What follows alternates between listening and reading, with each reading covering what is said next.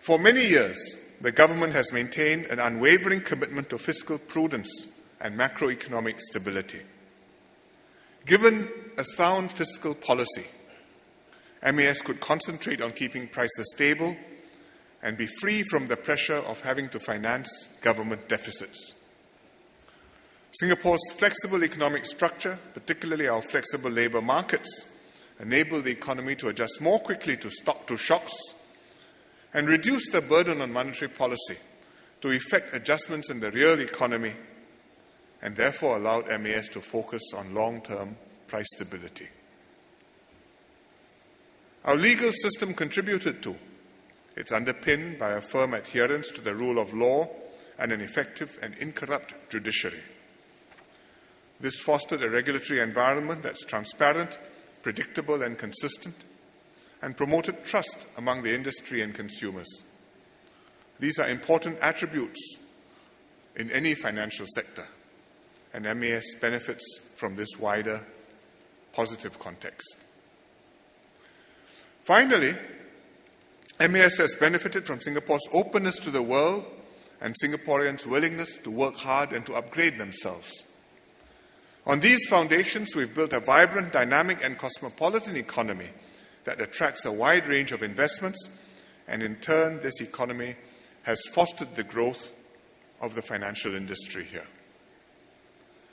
Nevertheless, as our distinguished guests from the financial industry know too well, past performance is no guarantee of future success. We can't take the future for granted. Our environment is changing, the industry is changing, and so must we. This is a critical period for the global economy and financial system.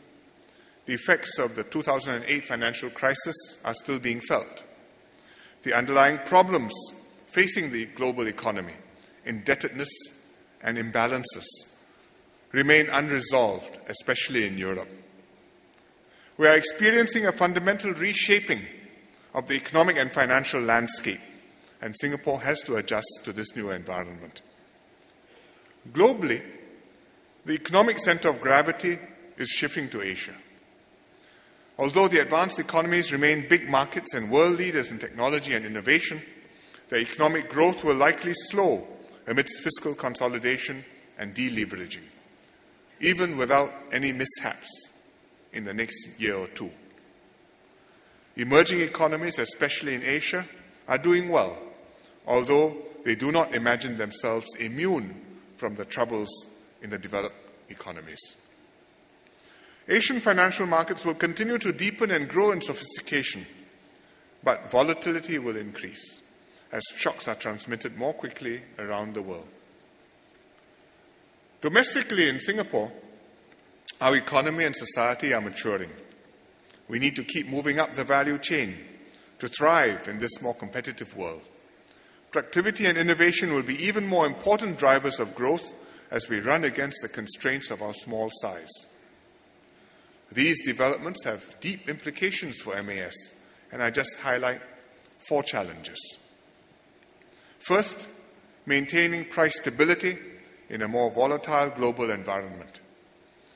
Because of the economic and political uncertainties in the EU and US and the worries over global deleveraging and rebalancing, financial markets and capital flows will continue to be volatile, and asset price inflation will remain a risk.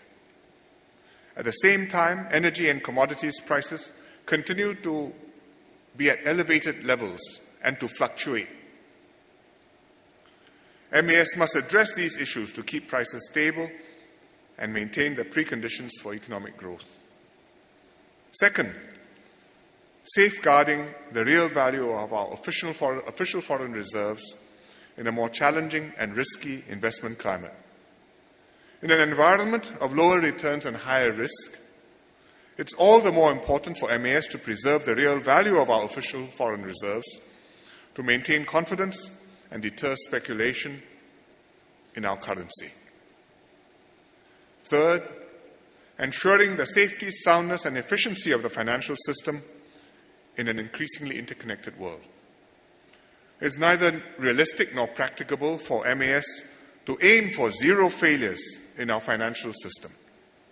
But MAS's regulatory and supervisory regime needs to be regularly updated and risks stratified to mitigate the downside risks, especially to the public. MAS must remain alert to new developments in the financial sector. Regulation has to keep pace with new products and processes and larger and more diverse institutions. MAS must take a system-wide perspective, factor in the risks of contagion, and prevent the build-up of systemic risks in asset markets or stresses in the banking system so as to maintain financial stability. Fourth, strengthening our competitiveness as a financial center. In a highly competitive global environment, MAS must constantly review Singapore's value proposition and growth strategy.